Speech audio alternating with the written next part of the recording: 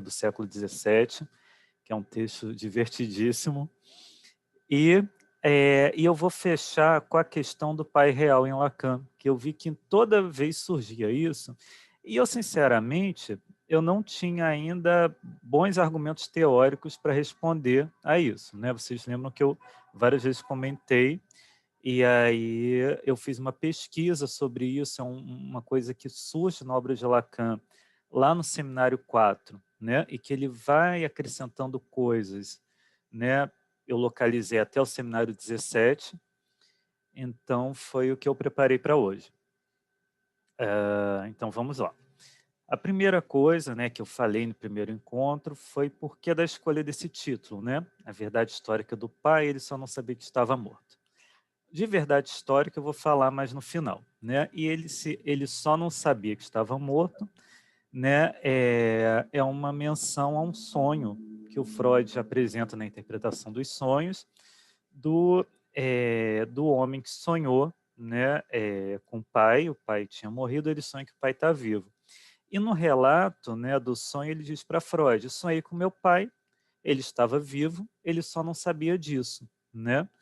E a interpretação do Freud é de que, nesse relato manifesto, havia ali um fragmento recalcado, né, que o que ele não sabia, né, o que o pai não sabia não era que estava morto, era que o próprio filho desejou a morte dele, né. E aí o Freud, ele obviamente localiza uma impressão muito recente que motivou esse sonho, porque o pai estava muito doente, o filho, lógico que desejou que o pai morresse para parar de sofrer, né, mas também um desejo infantil, porque todo sonho, né, nos leva a um desejo infantil, o que leva Freud a esse questionamento, né, por que uma criança desejaria matar o próprio pai, né, já que ela depende do pai e da mãe para a sobrevivência.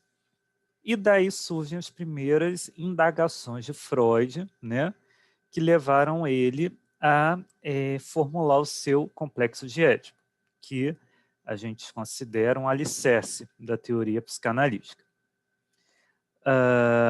Bom, e essa questão do parricídio, ela retorna em todo o desenvolvimento, né, da obra de Freud, e até uma coisa interessante é que isso vem sempre articulado com a questão da verdade.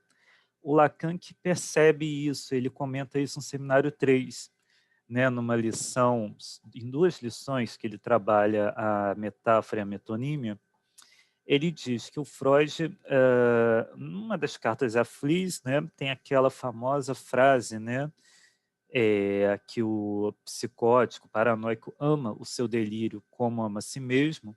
Lacan identifica aí o início, né, da indagação de Freud sobre a questão da verdade, e ele mostra que, quando Freud escreve Moisés e o monoteísmo, né, quando ele formula essa ideia de verdade histórica, né, ele vê que o pai é a significação última dessa verdade. Então, talvez por isso, né, que essa questão do pai sempre retorna, né, em Freud.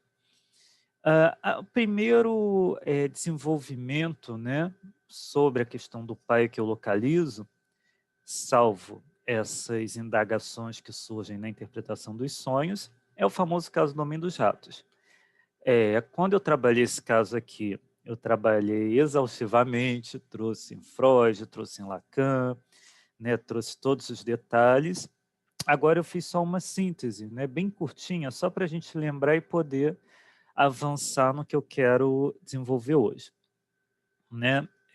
Como a gente viu, esse homem passou por várias e várias tentativas de tratamento, ele estava muito angustiado, e ele procura Freud, né, num momento de muita angústia, ele se queixava ah, de obsessões com uma intensidade especial nos últimos 4 anos, mas desde a infância. Então ele diz que recebe ordens e que essas ordens são seguidas tentativas para evitá-las, né, o que acaba reduzindo ele a uma rotina de rituais, né, isso paralisa a vida dele. Ah, nas primeiras sessões, né, ele traz um relato muito fora do normal, digamos assim. né? A gente poderia até dizer delirante. Então, ele tem uma cena que eu gosto muito, que ele conta que viu uma prostituta muito gorda e tinha certeza que a prima dele estava dentro do corpo da prostituta para obter prazer, né, a partir do corpo dela, e que ela ia explodir. Então, ele contava umas cenas bem delirantes. Só que o Freud, logo na primeira sessão, já localiza ali uma neurose, né? E o que é crucial para esse diagnóstico tão preciso do Freud?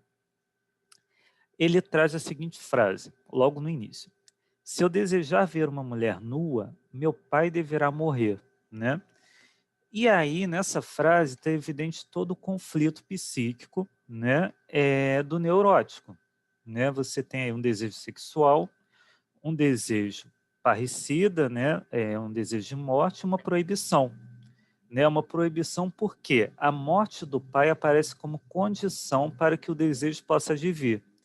Então, dessa proibição, a gente pode dizer que a lei do pai ela está instaurada, ela está operando, né? Por isso que não é um caso de psicose. Se no primeiro momento, né, ele pensava que o pai deveria morrer para que ele pudesse desejar ver mulheres nuas, né, posteriormente, ao desejar ver mulheres nuas, ele tinha esse sentimento de que algo de ruim fosse acontecer, principalmente com o pai, né? O principal temor dele era de que o pai morreria. E aí isso faz com que ele crie esses rituais, né, como medidas de proteção, né, que viriam a salvar o pai. Para grande surpresa de Freud, né, o pai já estava morto há muito tempo, né? Então ele criava rituais para o pai não morrer, mesmo o pai já estando morto, né? Então vocês veem que o sintoma dele, né, que tem uma relação com o pai, operava mesmo após a morte de fato do pai. No decorrer da análise, o desejo parricida vai aparecer em vários momentos, né, do relato dele. Um que eu destaco, que é bem interessante, quando ele tem a primeira experiência sexual, ele irrompe assim na mente dele o seguinte pensamento: que maravilha! Por uma coisa assim, alguém é até capaz de matar o pai, né? Esse é só um exemplo, tem vários. E Freud percebe que o elemento principal dos sintomas dele era o conflito psíquico em relação ao pai, né, em cujo amor, né, por esse pai condenou o ódio a permanecer recalcado, né? Seria impossível o amor e o ódio pelo pai estarem, né, no consciente, né, no registro do consciente. Então, esse amor intenso acaba recalcando o ódio, né? E que pode acontecer o contrário, como a gente vê no caso do Dostoiévski, que a gente vai falar mais à frente, né, em que o ódio acaba recalcando o amor. O medo de que algo muito ruim viesse a acontecer com o pai acaba desvelando esse ódio recalcado pelo pai, né? O Freud faz muito essa relação, né, do medo com desejo. Esse ódio pelo pai fez ele matar o pai simbolicamente, mesmo antes do pai morrer de fato, né? Esse pai já estava morto desde a infância dele. E esse ódio se mantém vivo no inconsciente dele, mesmo após a morte do pai. Bom, um dia ele estava no acampamento militar e ele escuta de um cruel capitão o relato de um suplício, em que o supliciado é colocado nu, sentado num balde cheio de ratos, né? E a única saída para os ratos seria o ânus da pessoa. E vem, né, para ele essa ideia de que um suplício como esse poderia ser aplicado ao pai, que já estava morto, né, ou à sua amada, caso ele não obedecesse a um juramento que fez a si mesmo, né? Esse juramento se referia ao pagamento de uma quantia a um tenente que supostamente havia arcado com os custos de uma encomenda endereçada a ele, só que após feito esse juramento, ele descobre que foi outra pessoa que pagou, né, pela encomenda. só que ele precisa cumprir com o juramento dele. Então, ele cria toda uma trama, né, para pagar essa dívida, de forma que ele consiga cumprir com o juramento. Essa trama, dada a sua complexidade, não é possível ser realizada, né? E é nesse momento que ele procura análise. Ele lê o livro do Freud, A Psicopatologia da Vida Cotidiana, e procura Freud, mas não para fazer análise. Ele procura Freud para Freud fazer um atestado, né, para ele apresentar a todas as pessoas que precisam participar daquela performance que ele quer criar para fazer esse pagamento, e o Freud se recusa a isso, mas coloca ele em análise. Bom, o Freud vai encontrar nessa cena atual um fio que reconduz ao passado do pai, né? O pai era suboficial do exército, controlava uma soma de dinheiro e perde esse dinheiro num jogo de cartas. Ele pega o dinheiro emprestado com um amigo, né, para pagar essa dívida e contrai assim uma outra dívida. Essa última dívida o pai nunca conseguiu pagar, porque esse amigo mudou de cidade, ele nunca mais encontrou esse amigo. Então, as falas do capitão, né, porque o capitão diz que o Homem de Jatos tem que pagar, né, a dívida com o tenente, as falas do capitão evocam a dívida do pai, fazendo ele criar toda essa trama, né, e fazendo ele criar também para si uma dívida impossível de ser paga, né? Como eu disse, ele cria uma forma, né, de cumprir seu juramento que é realmente impossível. Outra coisa importante no caso, para hoje, é que ele nos sonhos, fantasias, né, e nas associações, ele acaba dirigindo muita hostilidade em relação a Freud. Ele frequentemente xingava Freud, e aí depois ele saía correndo achando que o Freud ia bater nele, se protegia, fazia cara de dor. O Freud não reagia. Aí ele dizia assim: como pode um cavalheiro como o senhor deixar-se xingar desse modo por um sujeito baixo e à toa como eu? O senhor devia me enxotar, é o que eu mereço.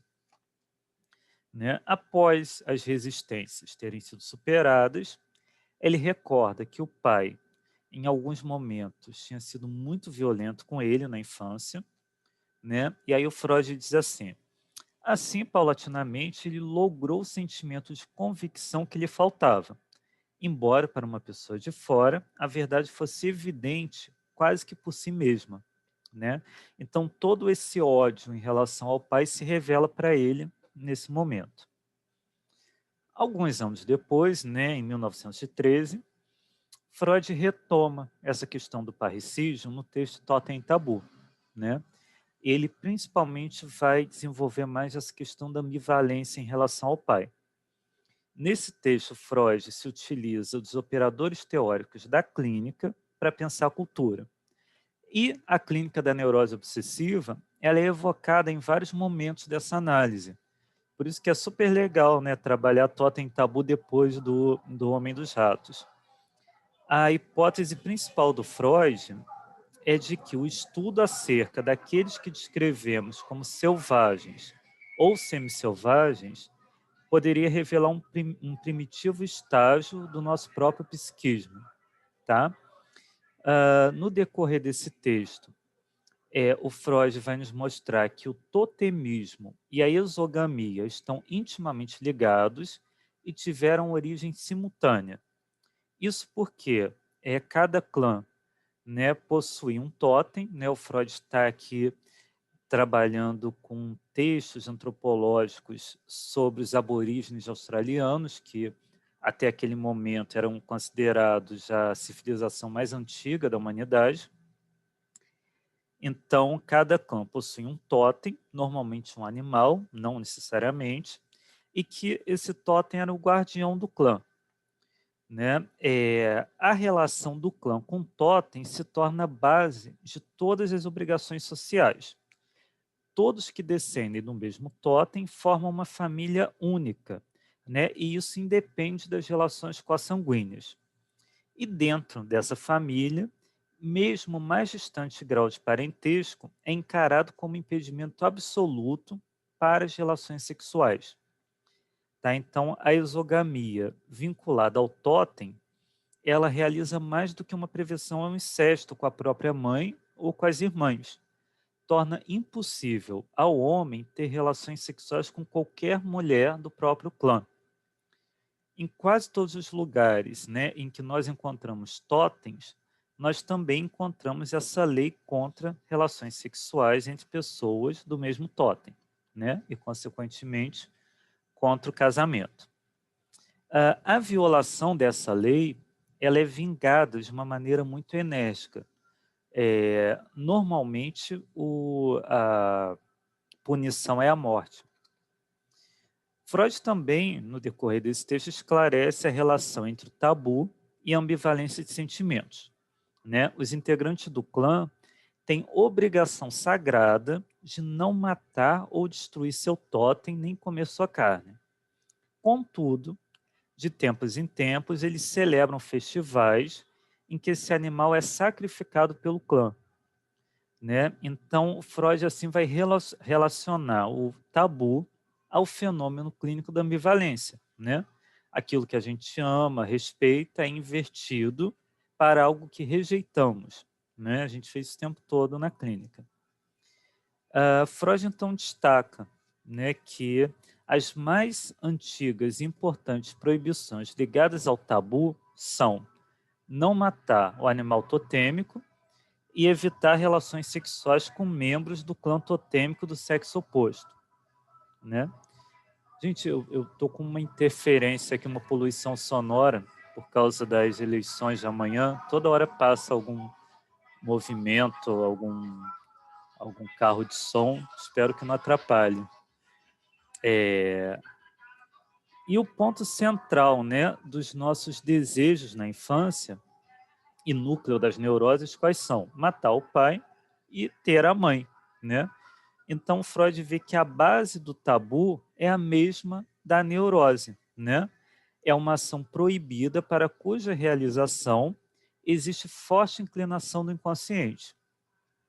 No final do estudo, né, o Freud apresenta o seu famoso mito científico, que é formulado a partir de uma hipótese de Darwin sobre o estado social dos homens primitivos e da descrição da refeição totêmica feita por William Robson Smith.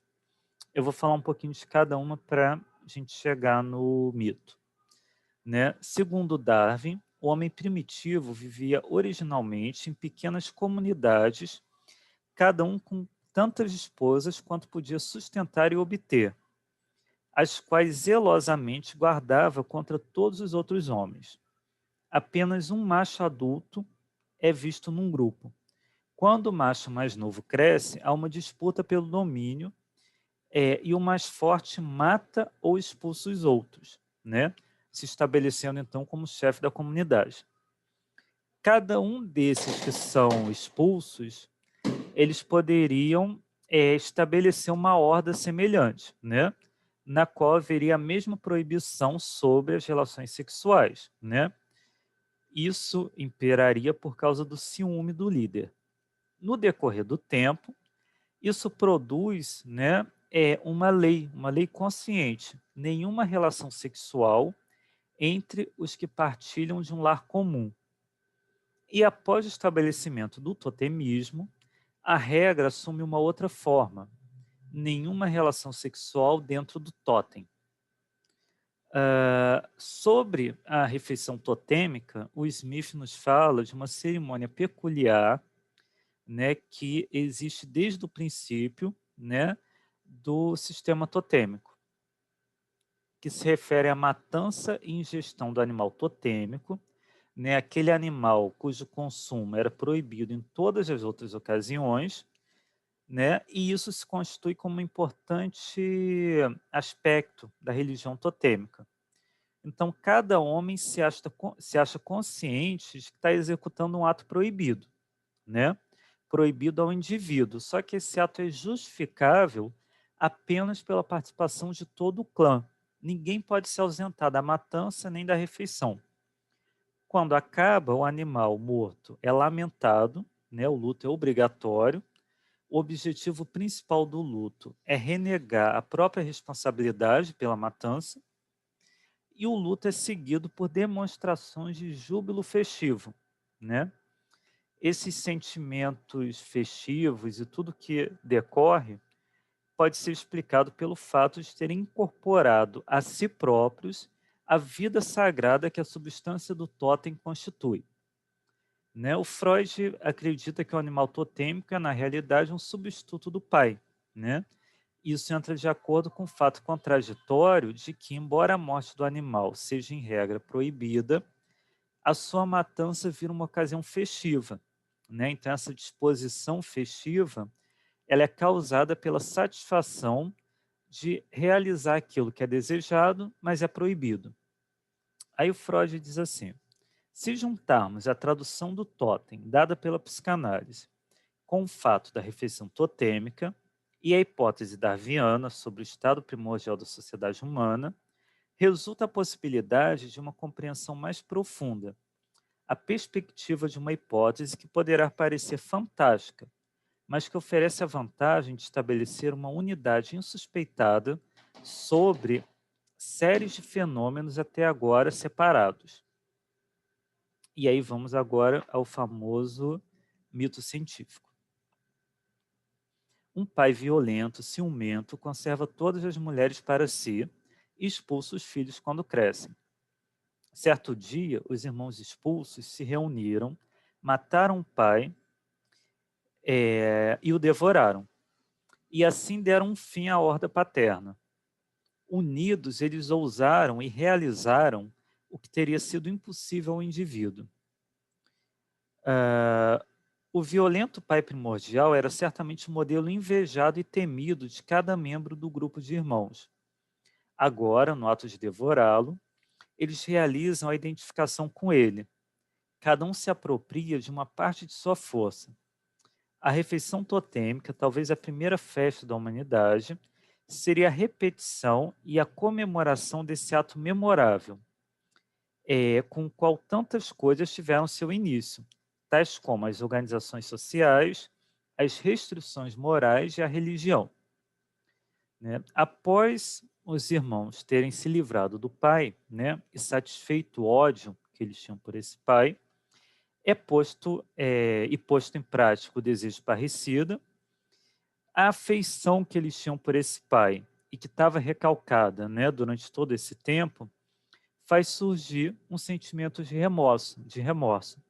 A gente vê que é o contrário do Homem dos Ratos, né? O Homem dos Ratos tinha um amor consciente pelo pai e um ódio recalcado. Aqui a gente tem o contrário. A gente tem um ódio consciente pelo pai e um amor recalcado. E daí o Freud dizer que o pai morto se torna mais forte do que fora vivo, né? Devido a essa culpa que eles sentem agora pelo assassinato do pai.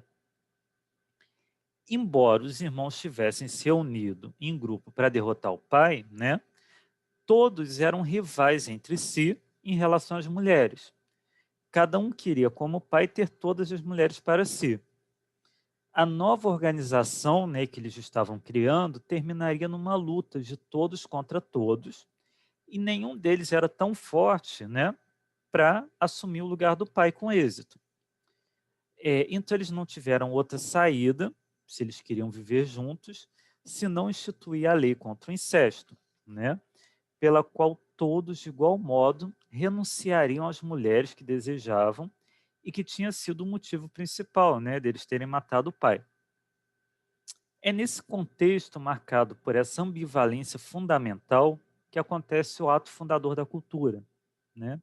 Segundo Freud, os irmãos do mito estavam cheios dos mesmos sentimentos contraditórios que podemos perceber em nossos pacientes neuróticos.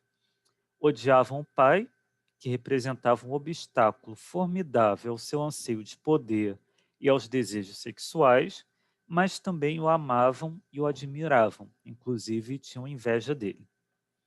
Né? Bom, em 1923, né, isso já é uma novidade, eu não falei antes, o Freud escreve um texto chamado Uma Neurose Demoníaca do século XVII. E ele escreve esse texto a partir da análise da obra artística de um pintor, que é o Christoph Heisman, de sua biografia e de documentos históricos de um mosteiro a respeito da cura de sua suposta possessão demoníaca. Freud, nesse texto, avança, né, em suas teorizações sobre a ambivalência em relação ao pai e, consequentemente, sobre o complexo de Édipo. O Freud já começa o texto dizendo que as possessões demoníacas, com certeza, são neuroses disfarçadas, né? Elas são disfarçadas pelo contexto da época. Ele diz assim: os demônios são para nós desejos maus rejeitados. São derivados de impulsos pulsionais repudiados e recalcados. Eu não sei se a Sandra está aqui, acho que está, né? Mas as histéricas eram queimadas como bruxas, né? Estou aqui, Maurício. Não é, Sandra? Tem até o Quiné, naquele livro, A Lição de Charcot, tem um trecho, né, um tópico sobre isso, né, das histéricas como bruxas, que eram queimadas, né, vivas. Então, isso tem a ver com o contexto da época, né? Esse pintor, o Heisman, ele, certo dia, ele está na igreja, sofre terríveis convulsões e ele é questionado se ele teria negociado com o demônio, né? E aí ele assume que 9 anos antes, quando não estava feliz com a sua arte e duvidava que seria possível sobreviver, né, do seu trabalho, ele teria se entregue de corpo e alma para o demônio, se entregue por escrito. Naquela época, ele estava muito abatido, era incapaz de trabalhar, estava muito preocupado, né, de como ganhar a vida.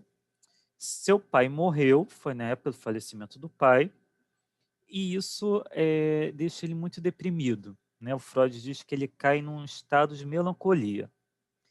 Nesse momento, o demônio teria se aproximado dele e perguntado por que ele estava tão abatido e triste, e prometeu auxiliá-lo de todas as maneiras e lhe dar apoio, né? E aí, ele então se compromete 2 vezes com o diabo. Foram 2 pactos assinados, né, que constituem esse elo com o demônio. O primeiro, em tinta preta, dizia o seguinte: eu, Christoph Heisman, subscrevo-me a este senhor como seu filho obrigado até o 9º ano.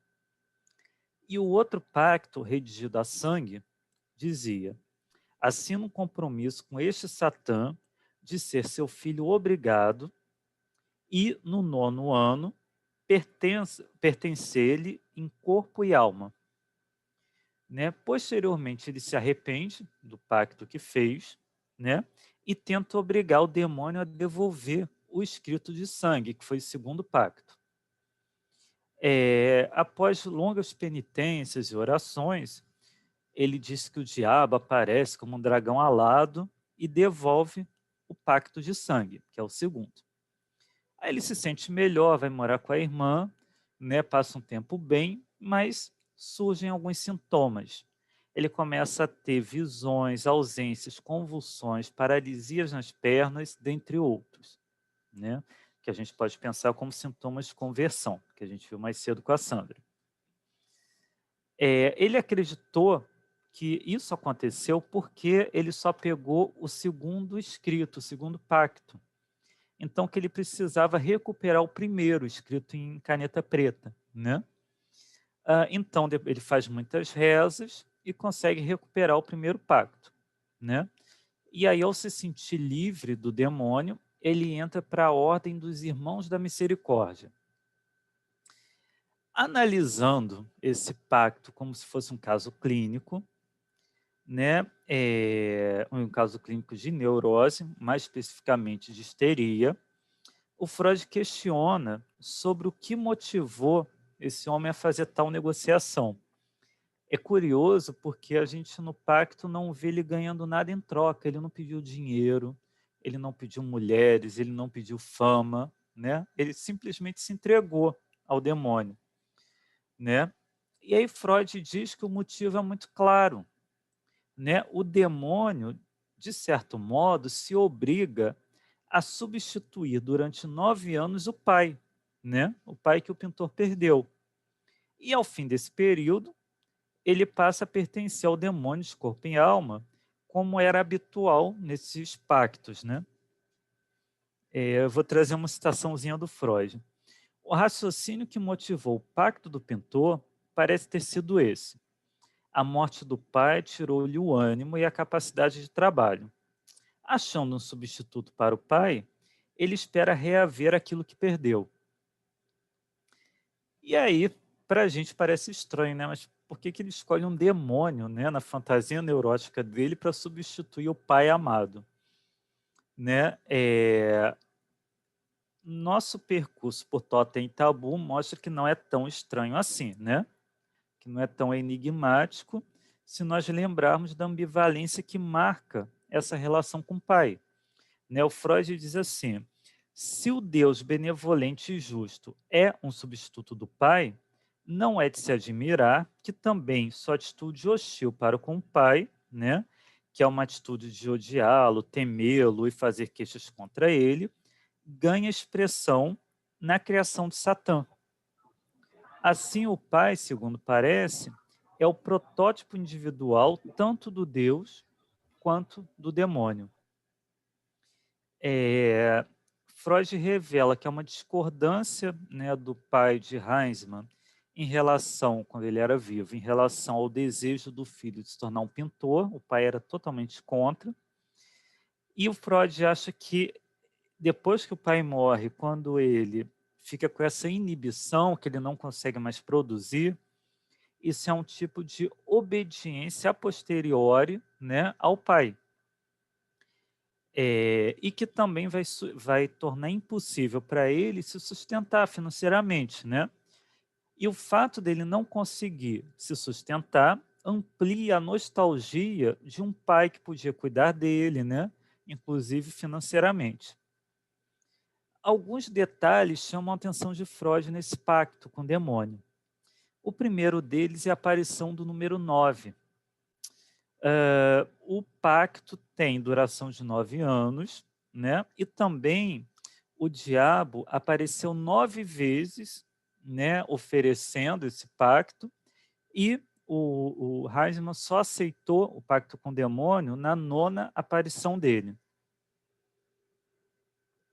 Esse 9, para Freud, né, a partir de um processo de condensação e deslocamento, pode representar facilmente 9 meses, o que remete a uma ideia de gravidez, né? E aí está a inovação de Freud, né, do que a gente viu até esse momento, né, no que se refere ao complexo de Édipo, e a questão da ambivalência, que seria a atitude feminina em relação ao pai, que culmina na fantasia de lhe gerar um filho. Né? Até então, Freud não tinha falado desse aspecto do Édipo. Cabe acrescentar também, né, que a representação da figura do demônio, né, vai aparecer nos quadros desse pintor. Aí agora eu vou mostrar aqui na tela. Esses são quadros dele em que ele vai retratar o demônio. Num primeiro momento, o demônio surge como nessa figura, como uma figura de um homem honrado, né? Um homem normal, né, de boa aparência. Em seguida, vai aparecer assim, né, um homem disforme, nu e com seios de mulher. Por último, o diabo aparece assim, né, com um grande pênis em formato de serpente, né, com com o mesmo aspecto disforme, ainda com seios, né, e ainda ganhou asas de morcego, quase como uma figura mitológica.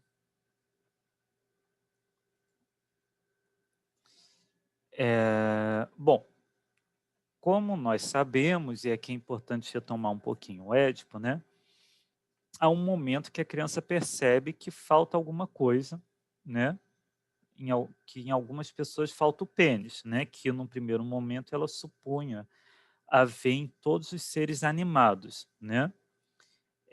Isso leva a criança a concluir que a mulher, a mãe, possuía um pênis e ele foi cortado, né? O menino é tomado pela angústia de castração, enquanto a menina supõe, com espanto e horror, que um dia possuiu um pênis e que esse pênis foi de algum modo subtraído, né? No caso do menino, a posição ativa para com o pai é intensificada, né? E agora marcada por uma hostilidade, derivada do medo de que o pai venha castrá-lo por ele desejar a mãe. Isso justifica o desejo parricida. E a posição tenra e ativa em relação à mãe sofre uma limitação, porque a mãe agora, reconhecida como castrada, ela perde o seu valor, né? Ela é libidinalmente desvalorizada, né, para a criança. Na medida em que a libido do menino se desvia da mãe, né, porque ela foi desvalorizada, e se dirige ao pai, acontece também um aumento da posição passiva em relação ao pai, né? É isso para a gente entender melhor a questão da fantasia de gravidez. A parcela da libido do menino que se volta para o pai alcança satisfação completa caso se realizasse o pressuposto de que, por meio da castração, um homem se transformasse numa mulher. Então, a sua passividade o impele ao desejo de aceitar a castração e se tornar mulher, identificando assim a mãe, né? E dessa forma, ele vai se livrar definitivamente da angústia de castração, né? Desejando ocupar o lugar da mãe ao lado do pai, substituindo a mãe, né? E aí é nesse ponto do Édipo, né, que surge um dilema, que a gente tem, por um lado, o desejo do menino de matar o pai e, ao mesmo tempo, o desejo do menino de se submeter incondicionalmente a ele. E até eu cito Freud aqui no manuscrito inédito, mesmo que por meio do sacrifício, da castração e de sua transformação em mulher. No caso do Heisman, que a gente está estudando, essa postura feminina, ela está recalcada para ele, né, desde a ameaça de castração. Competir com uma mulher seria o mesmo que perder seu genital. Então, como uma resposta à revolta contra a castração, ele transforma o seu pai demônio numa mulher, né? É como uma retaliação. Supõe-se que, quando Heisman chegou no mosteiro pela primeira vez, ele não falou que tinha feito 2 compromissos com o demônio. Ele falou apenas do último, redigido a sangue, né? Após o exorcismo, ele precisou novamente de uma graça.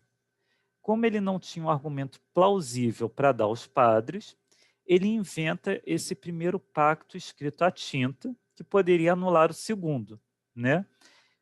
Por que ele faz isso? Para manter essa posição dele de sofredor, né, para os padres. Os 2 compromissos claramente não foram fantasias, como as visões do demônio. As visões do demônio são da ordem da fantasia, os compromissos não. Por que não são fantasias? Porque Freud teve acesso a eles, são documentos preservados nos arquivos do mosteiro. Qualquer pessoa que for nesse mosteiro pode tocar, né, e ver esses documentos. Aí Freud diz assim: estamos num dilema. Ou presumimos que ambos os documentos foram escritos pelo próprio Heisman na ocasião em que deles necessitou, ou então seremos obrigados a negar a credibilidade dos reverendos padres. Devo admitir que não estou disposto a lançar dúvidas sobre os padres. Né? E Freud conclui o caso dizendo o seguinte: Christopher Heisman quisera o tempo todo simplesmente tornar segura a sua vida.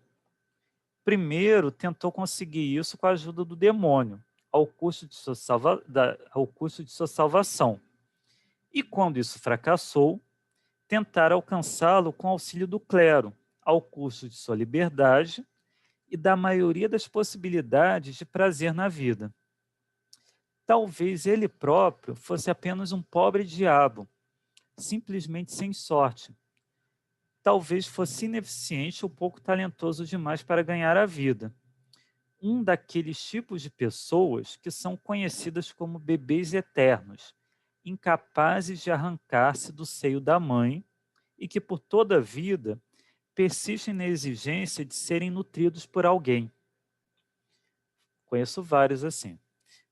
Foi assim que, nessa história de sua enfermidade, ele seguiu o caminho que levou de seu pai, por intermédio do demônio como substituto paterno, até os piedosos padres da igreja, né?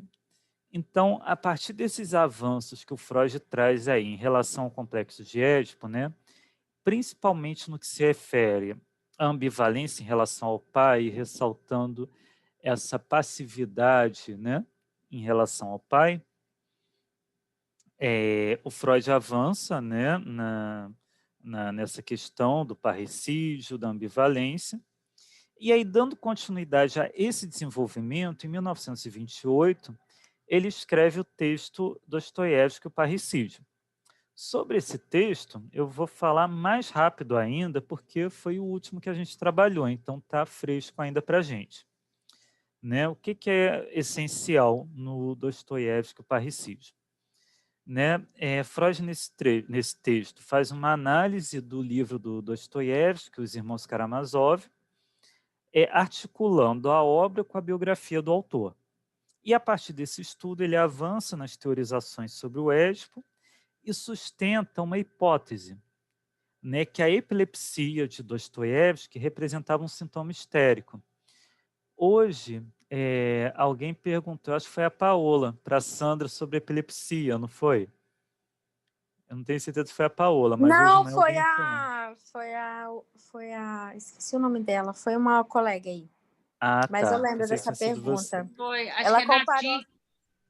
Nadir, eu acho que perguntou. Isso. Ah, tá. Nadir. E o Freud, nesse texto, né, do Dostoiévski, O Parricídio, ele pensa, nesse caso específico, né, a epilepsia como um sintoma histérico, que não quer dizer que sempre seja. Nesse caso, e ele diz o porquê, né?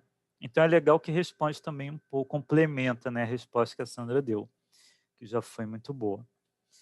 Então, em suma, a posição de Freud é de um desejo inconsciente de morte por parte de Dostoiévski em direção ao pai, sendo essa crise histérica resultado de uma autopunição por esse desejo.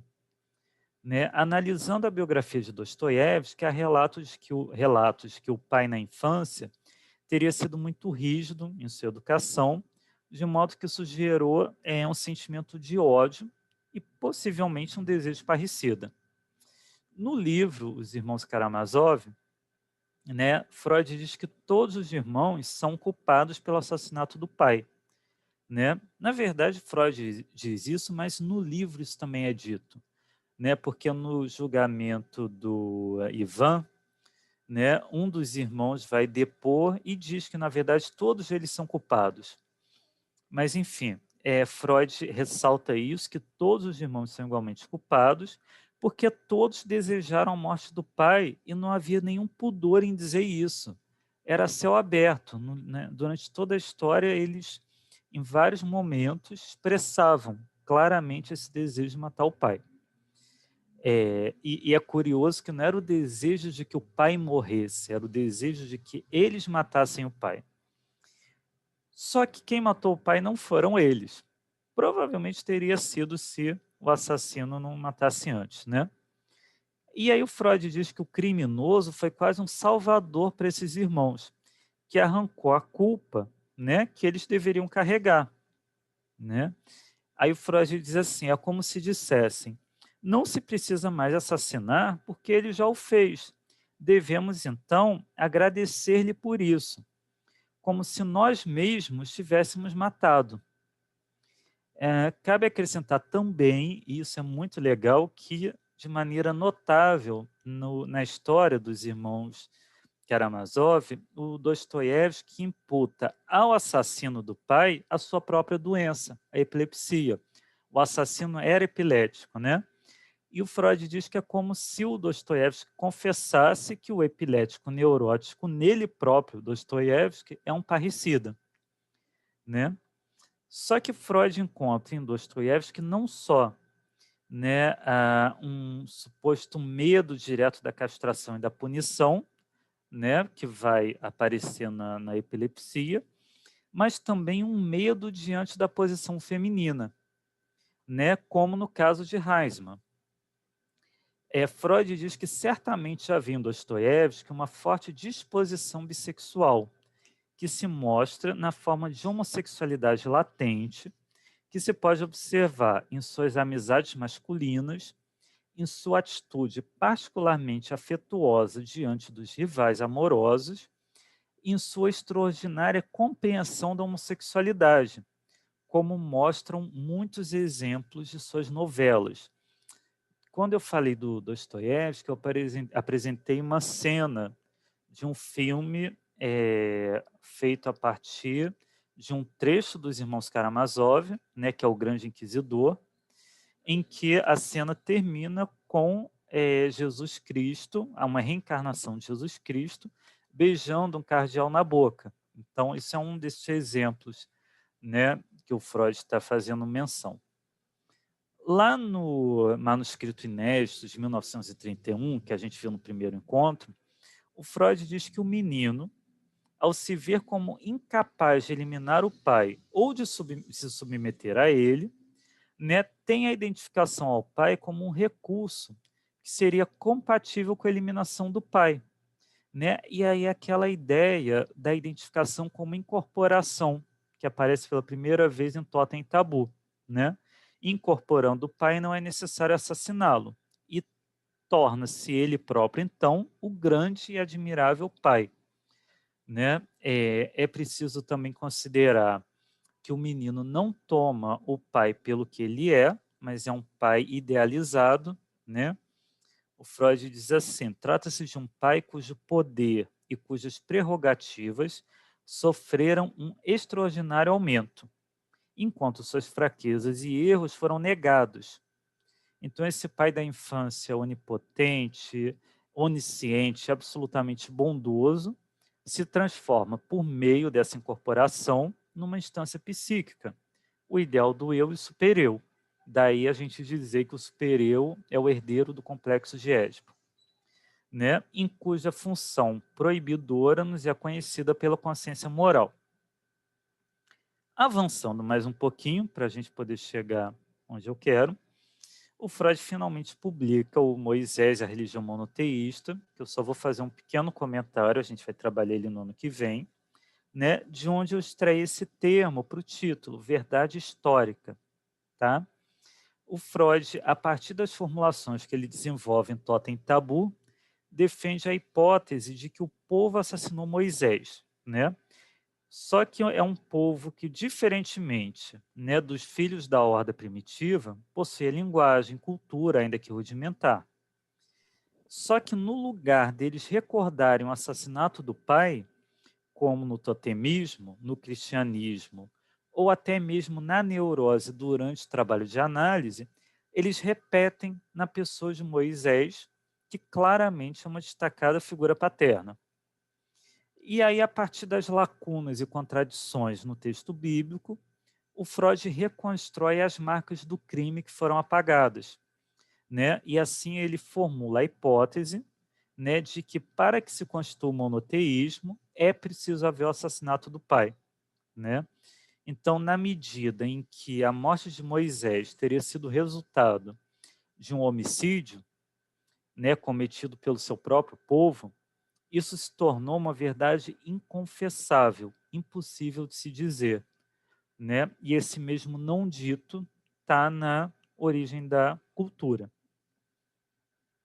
O Lacan, eu até comentei isso no início, ele no seminário 3, nessas lições dedicadas à metáfora e à metonímia, diz que a interrogação de Freud em torno da pessoa de Moisés não tem outra razão, cito Lacan, se não responder à questão de saber por que via a dimensão da verdade entra de maneira viva na vida, na economia do homem. Né? E Lacan diz que Freud responde que é por meio da significação última da ideia de pai. Bom, onde eu quero chegar com esse percurso hoje? na clínica nós encontramos diferentes apreensões a respeito do pai, né? E, se a gente for reparar bem, coadunam com esses modelos paternos que a gente localiza na obra de Freud. A gente tem, né, o pai sedutor das histéricas, né?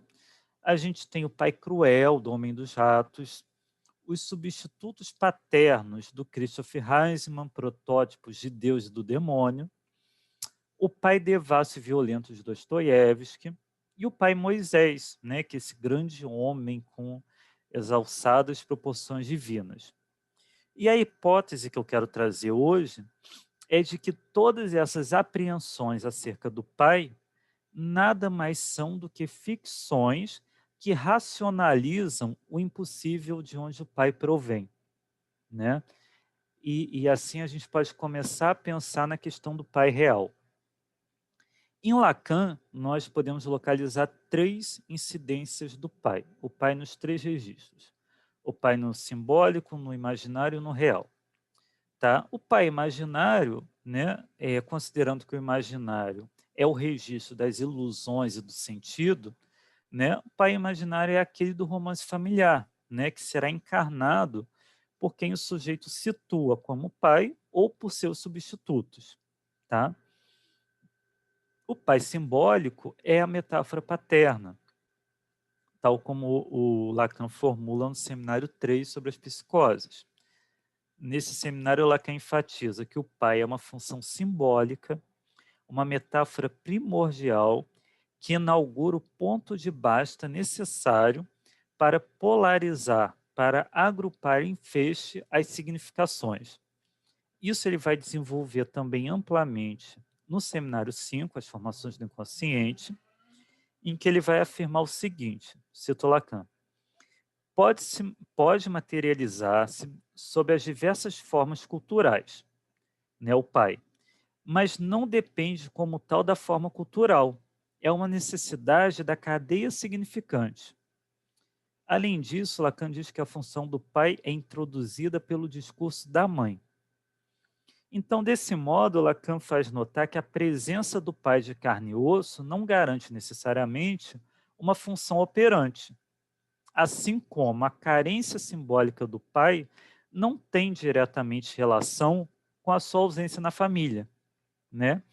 E é nesse sentido que ele revela, cito, que mesmo nos casos em que o pai não está presente, em que a criança é deixada sozinha com a mãe, complexos de Édipo inteiramente normais se estabelecem de maneira exatamente homóloga à dos outros casos.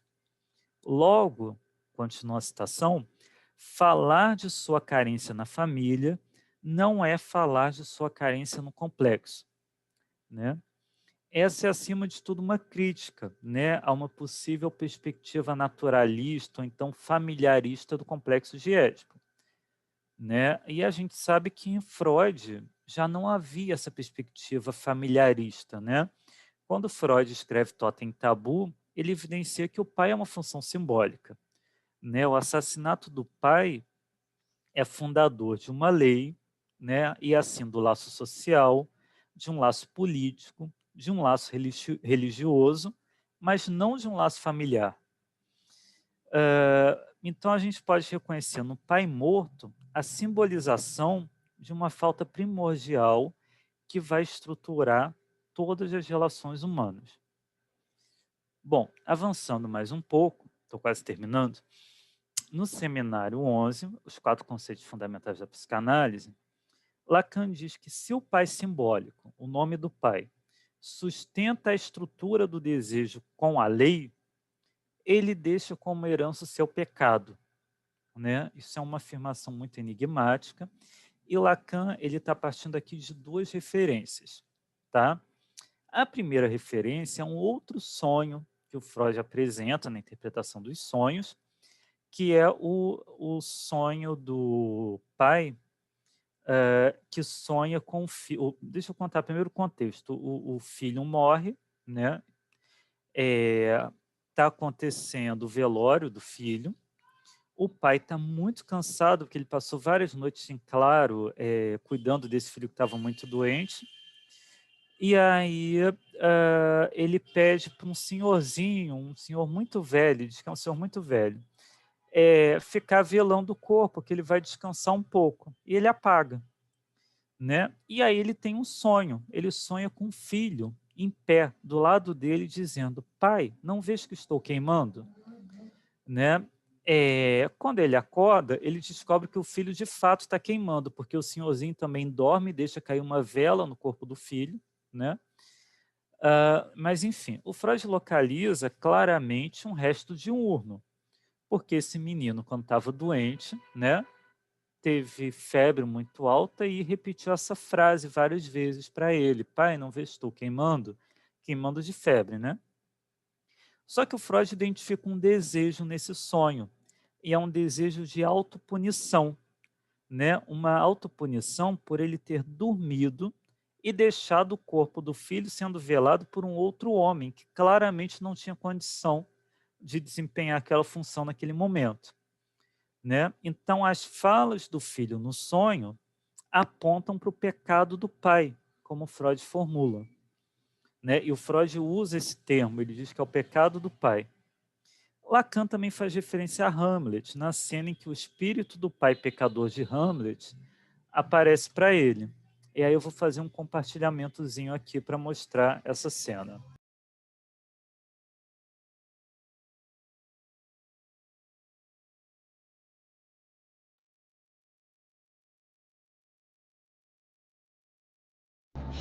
Look, my lord, it comes! Angels and ministers of grace defend us. Be thou a spirit of health or goblin damned. Bring with thee airs from heaven or blasts from hell. Be thy intents wicked or charitable, thou comest in such a question, Boucher. And I will speak to thee. I'll call thee Hamlet. King. Father. Royal Dane. Oh, answer me. Let me not burst in ignorance, but tell why thy canonized bones, acid in death, have burst their sermons. Why the sepulchre wherein we saw thee quietly interred hath oped his ponderous and marble jaws to cast thee up again. What may this mean? For thou, dead corpse, again in complete steel, revisits thus the glimpses of the moon, making night hideous, and we fools of nature so horridly to shake our disposition with thoughts beyond the reaches of our souls. Say, why is this? Wherefore? What should we do? Beckons you to go away with it, as if it's some impartment it desires you alone. It waves you to a more removed ground, but do not go with it. No, by no means. You will not speak, well then I'll follow. Do not, my lord. Why? What should be the fear? I do not set my life at a pin's fee. And for my soul, what can it do to that, being a thing immortal as itself? It waves me forth again, I'll follow it. What if it tempt you toward the flood, my lord? Or to the dreadful summit of the cliff, the beetles or his base into the sea, and there assume some other horrible form, which might deprive your sovereignty of reason and draw you into madness? It waves me still. Go on, I'll follow thee! Shall not go, my lord! Off your hands! Be ruled, you shall not go! My fate cries out, and makes its petty artery in this body as hardy as the Nemean lion's nerve. Still am I called? Unhand me, gentlemen! By heavens, I'll make a ghost of him that lets me. I say! Wait. Go on! I follow thee. He waxes desperate with imagination. Let's follow. 'Tis not fit thus to obey him. Have after. To what issue will this come? Something's rotten in the state of Denmark. Heaven will direct it? Nay. Let's follow! Where wilt thou lead me? Speak! I'll go no further. Not me! I will. My hour is almost come, when I to sulphurous and tormenting flames must render up myself. Alas, poor ghost. Hear me not! But let my serious hearing to what I shall unfold. Speak. I am bound to hear. So art thou to revenge when thou dost hear? What? I am thy father's spirit. doomed for a certain term to walk the night, and for the day confined to fast in fires, till the foul crimes done in my days of nature are burned and purged away, but that I am forbid to tell the secrets of my prison house. I could a tale unfold whose lightest word would harrow up thy soul, freeze thy young blood, make thy two eyes like stars start from their spheres. But this eternal blaze on must not be to ears of flesh and blood. List! List! Oh, list! If thou didst ever thy dear father love, oh God, revenge his foul and most unnatural murder. Murder! Murder! Most foul, as in the best it is, but this most foul, strange, and unnatural. Haste me to know it, that I with wings as swift as meditation or the faults of love may sweep to my revenge. I find thee apt. It is given out that sleeping in my orchard, a serpent stung me. But know, thou noble youth, the serpent that did sting thy father's life now wears his crown. Oh, my prophetic soul, my uncle.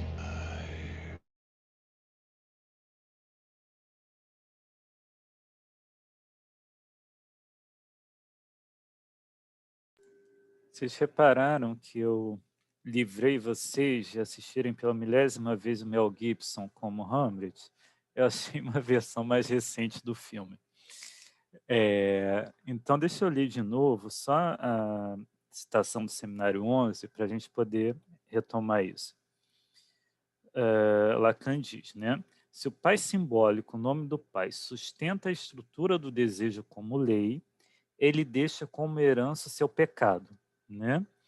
E aí ele está fazendo referência, como eu disse, ao Hamlet, essa cena, e ao sonho, né, do pai não ver estou queimando, e que a gente pode, para pensar, né, começar a pensar nesse pai real como aquele que se inscreve como marca de um pecado, a gente pode retomar o caso do Homem dos Ratos, que a gente falou hoje, né? O Quiné, naquele livro A Epopeia da Letra, ele tem um capítulo sobre o pai real, né? E ele lembra que no caso do Homem dos Ratos também os crimes do pai são de um real que não cessa de se dizer para o filho, né? E no entanto insistem e se tornam um sintoma para o filho, né? Como a dívida do pai, né? Que retorna, né? Para ele. O Capitão Cruel do Homem dos Ratos, né? Surge nessa articulação do pai real com o pai imaginário. Ele vela e, ao mesmo tempo, desvela o pai real ou o real do pai. Né? Avançando um pouco, em 1964, quer dizer, avançando no que a gente ainda está em 64, né? Mas não no Seminário 11, no seminário Os Nomes do Pai, que foi aquele seminário que foi interrompido com a saída de Lacan da IPA, né? Lacan diz assim, miticamente, o pai só pode ser um animal. O pai primordial é o pai anterior ao interdito do incesto, anterior ao surgimento da lei, da ordem das estruturas da aliança e do parentesco. Em suma, anterior ao surgimento da cultura. Eis porque Freud faz dele o chefe da horda, cuja satisfação, de acordo com o mito animal, é irrefreável. Né? Então, na experiência, né, analítica, nós podemos reconhecer, né, no neurótico o pai como índice de um obstáculo que impede o sujeito de ascender ao gozo. Né? Gozo do qual o pai supostamente não estaria privado, como nós vemos em Totem Tabu. E disso podemos pensar o pai da horda como esse pai real, ilimitado em relação ao gozo e também um pai pecador. No Seminário 17, né, o Aviso da Psicanálise, Lacan tem uma lição inteira dedicada à questão do pai real, né? E ele diz o seguinte: aquele que goza de todas as mulheres, isso é, cito, uma imaginação inconcebível, posto que é normalmente bem perceptível, que já é muito difícil dar conta de uma. E questiona, né, que o pai morto seja o gozo, isso se apresenta a nós como um sinal do próprio impossível. E é nisso mesmo que reencontramos aqui os termos que definir como aqueles que fixam a categoria do real, na medida em que ela se distingue radicalmente, no sentido que articulo, do simbólico e do imaginário. O real é o impossível. Aí reconhecemos com efeito, para além do mito de Édipo, um operador estrutural, né? E é nessa direção que Lacan fala desse pai real como efeito de linguagem, o que torna cientificamente impossível, né, insustentável, falar de pai real. Lacan diz assim, só há um pai real, é o espermatozoide. E até segunda ordem, ninguém jamais pensou que é filho do espermatozoide. E isso não tem absolutamente nada a ver com tudo que se anunciou até aqui como sendo a função do pai. Ele conclui dizendo, a posição do pai real, tal como Freud articula, ou seja, como impossível, é o que faz com que o pai seja imaginado necessariamente como privador. De modo algum é surpreendente que reencontremos sem cessar o pai imaginário. É uma dependência necessária, estrutural, de algo que justamente nos escapa, o pai real. Então, disso entendemos que, em lugar de reconhecer que a perda de gozo estrutura a nossa entrada no simbólico, nós criamos a fantasia, né, uma fantasia sobre a ameaça de um pai privador, né, como um modo de manter um gozo virtualmente possível no nosso horizonte. Né? Daí a afirmação de Lacan, né, lá no Seminário 4, de que o pai real é o operador lógico da castração. No Seminário 7, numa lição intitulada A Morte de Deus, Lacan diz assim, se as vias para o gozo têm nelas mesmas algo que se amortece, que tende a ser impraticável, é a interdição que lhe serve, por assim dizer, de veículo utilitário, de tanque para sair desses círculos que trazem sempre o homem para a rotina de uma satisfação curta e tripudiada. Então, para concluir, né, o importante não é perceber, né, como esse artifício preserva um lugar de prestígio ao pai, mas entender que o interesse da nossa fantasia é manter o mito de um gozo sem limites. Daí a função, né, desse pai privador. Lacan diz, né, no seminário Os Nomes do Pai, fala da suposição do gozo puro do pai como primordial. Então, nós podemos concluir, né, que esse real atribuído ao pai imediatamente o despaternaliza. E é isso. Agora vamos... Acho que a gente tem um tempinho ainda para debater, né?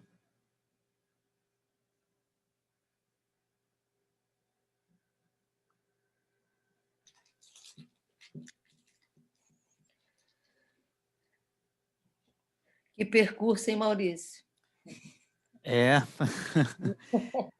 Leila, esse seminário, diferentemente dos outros, em todos os outros eu já tinha feito uma pesquisa e trouxe uma pesquisa pronta. Nesse, não. Eu fui pesquisando e trazendo em tempo real. Então, para mim foi importante também preparar o de hoje, porque também foi em tempo real. Foi quando eu consegui articular, né, tudo isso. Eu quero até agradecer, não sei se ela está aqui, mas agradecer muito a Glória Sadalo e a Maria Anita, que me deram várias dicas bibliográficas super importantes quando Não eu estão. fiz Hoje elas esse não estão. estudo. Glória não está aqui hoje. A Maria Anita eu sei que está num outro Está no outro evento. evento. É maravilhoso, Maurício, esse percurso que você fez, está fazendo, né? E a gente tá pegando essa carona, né? Aí com você. Oi, Então, Leila. Sandra, posso falar? Sandra, Oi, Sandra. Então, sim, eu só queria fazer uma observação assim que eu fiquei escutando você trazer a questão do pai e assim eu achei uma maravilha porque você trouxe o pai de uma forma assim, trouxe em Freud, né, assim muito claro na neurose obsessiva e na histeria. Então, como a Leila falou, um percurso maravilhoso para a gente aqui escutar o pai e pensar no complexo de Édipo, na neurose. Muito bom, parabéns, Maurício. Obrigado, Sandra. Outra coisa que eu ia comentar é o seguinte, o Lacan fala no seminário 4 do pai real como operador lógico da castração, e ele não desenvolve isso. Isso levou muitos autores a pensarem no pai real como pai de carne e osso. Né? Eu já vi vários artigos, livros que tomam essa perspectiva. E o Lacan, no seminário 17, ele retoma isso. Claramente, ele está dizendo que percebeu que foi feita essa interpretação do dito dele, mas que ele ali vai corrigir isso, mas ele corrige não dizendo que ele pensava isso naquele momento, ele nunca pensou no pai real como pai de carne e osso, né? Só que isso não ficou tão claro ali no seminário 4. Né? E claro, no seminário 4 ele não tinha ainda formulado essa ideia do real como impossível. Né? Eu gosto muito, sem querer me alongar, de uma explicação do real que eu encontrei num livro do Alain Badiou, chamado Em Busca do Real Perdido, que ele utiliza da matemática, e ele diz assim, ele fala do real na matemática, e ele fala assim, se na aritmética básica, né, a gente tem a possibilidade de, em qualquer cálculo matemático, obter um resultado em números finitos. Para que isso seja possível, para que a gente obtenha qualquer resultado, a gente precisa dos números infinitos. E os números infinitos são da ordem do impossível. Então, esse seria o real no campo da matemática, né? E ele vai trazendo vários exemplos para mostrar essa dimensão do real articulado com a ideia do impossível, né? E que Lacan traz isso também para pensar o pai, né? Esse pai real. Muito bom, Maurício. Excelente. Muito bom, Maurício. Obrigada. Agora eu finalmente entendi o pai Eu real. lembrei de você, porque você perguntou isso das outras vezes, e eu, na verdade, eu tinha falado uma coisa do pai da realidade, numa articulação lá com o Homem dos Ratos, né? Só que confunde muito isso, né? O que é o pai real, o que é o pai da realidade. Na verdade, o pai da realidade, o pai de carne e osso, a psicanálise não fala dele, né? Lacan deixou isso bem claro no seminário 5. Não importa se ele está ali presente na família ou não, né? É uma questão de outra ordem, né? Sim, sim. Agora eu consegui entender o pai real como aquilo que é impossível de aprender, né? É aquilo que escapa, né? Como Lacan diz. Muito bom seu Aí, trabalho, Maurício. a hipótese que eu estou trazendo, é uma hipótese minha, é de que todos esses pais que a gente viu, né, nesses casos, Dostoiévski, O Homem dos Ratos, né, enfim, na verdade são essas ficções que o sujeito cria para, de alguma forma, racionalizar esse impossível do pai. Né? Voltamos à criação, né? Sim, sempre, né? Sempre.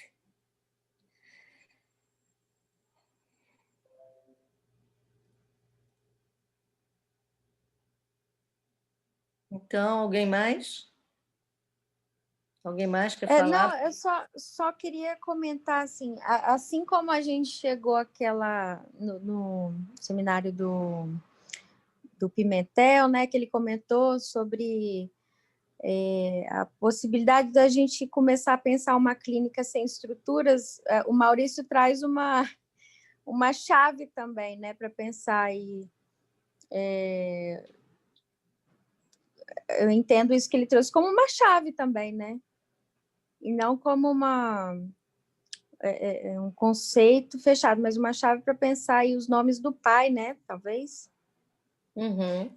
Olha, hoje eu fiquei muito assim impressionado e feliz que eu tive essa impressão que todos os seminários de hoje parece que um foi dando continuidade para o outro no Estão interligados, né? desenvolvimento. Não Tem uma foi? interligação, claro. Claro. E eu acho que é um avanço também, né? Isso que a Paola também está apontando, né? A possibilidade de se avançar também clinicamente, né? Quando você avança com a teoria. Abrir um leque de possibilidades, né? Isso. Quem é o pai, né? Quem são os pais? Esses são nomes, né? São nomes, são metáforas, são possibilidades, né? Então, vai muito além da figura de carne e osso do pai de casa, né? Ou não, né? São tantas configurações familiares, né, atualmente, e as pessoas continuam aí criando seu mito particular, né, para falar disso. É por aí. Sigamos criando. Maurício, Muito muito bom. obrigada, Maurício. Muito bom, Obrigada, Maurício. Maurício. Obrigada, Obrigado. viu? Obrigada, Olha, Leila, também. Muito já que rico, não, muito rico. já que não tem mais perguntas, eu quero agradecer muito a Leila, ao Renato, né, ao Fórum da Região dos Lagos. Primeiro, parabenizá-los, porque vocês foram extremamente rápidos e eficientes nessa virtualização dos seminários, né? Como já foi falado aqui várias vezes, isso foi feito com excelência, a qualidade está incrível. Eu sei o quanto isso é trabalhoso, é uma responsabilidade de ter que, primeiro, disponibilizar o dia inteiro, eu sei que é cansativo, e fazer login, divulgar, abrir sala, controlar isso tudo, é um trabalho muito exaustivo. Então, vocês estão de parabéns, vocês são admiráveis. E agradecer também pela oportunidade de eu poder fazer Imagina. esse estudo aqui com vocês. Nós que agradecemos muitíssimo, porque sem vocês, né, vocês têm acompanhado com a gente também. Então, é uma obra aqui em progress, né? Estamos ainda construindo. Tá? Então, muitíssimo obrigada, Maurício, Sandra. No dia 28, a gente vai fazer uma mini jornada de encerramento, a gente vai mandar ainda para vocês. É uma coisa bem pequenininha mesmo, assim, só para finalizar as atividades do semestre. Tá bom? Maravilha. 1000 vezes obrigada, Maurício. Nós aqui Eu que agradeço. estamos encantados com o trabalho de todos vocês têm dedicado para a gente aqui. Tá? Gente, Certo, gente. Então, beijo a super todos. obrigado pela Obrigada, presença. gente. Bom final de semana. Obrigada, gente. Bom final de semana. Obrigada por tudo. Bom fim de semana. Tchau, tchau. Tchau.